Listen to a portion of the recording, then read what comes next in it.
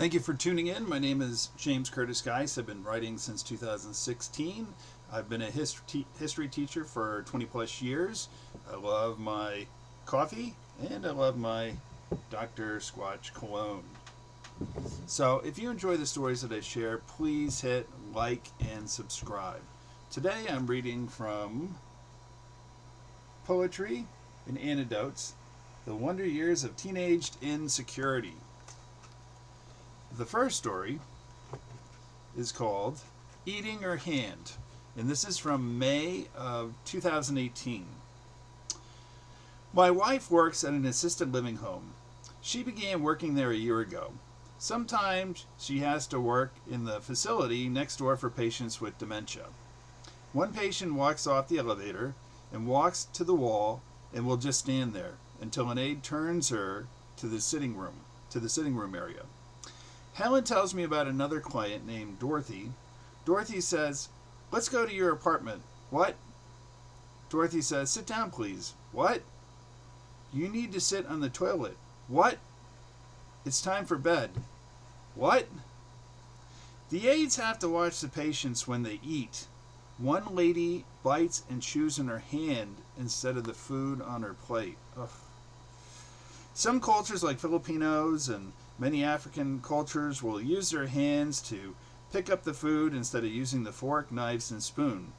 They do not chew on their hands unless they have dementia.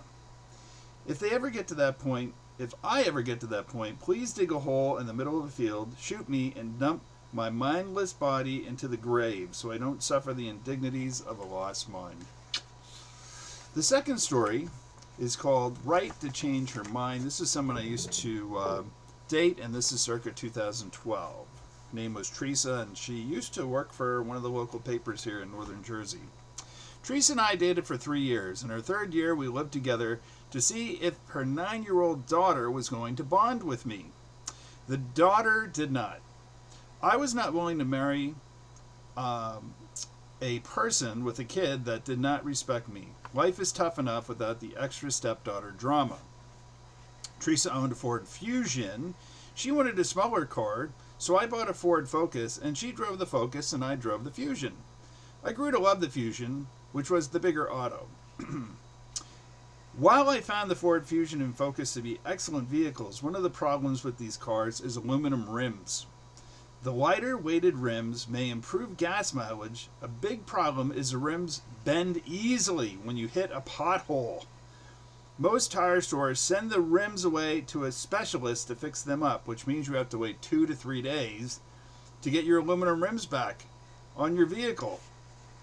Did I mention I grew to love the Fusion?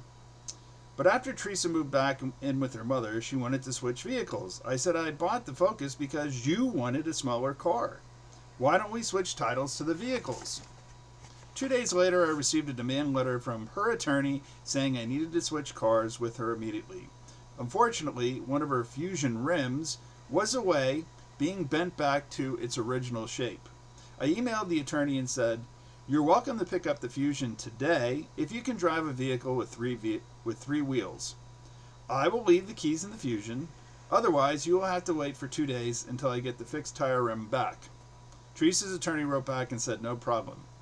That guy was a brilliant attorney. So, God bless you and all humans and ETs. All my books are on Amazon, and thank you so much for listening.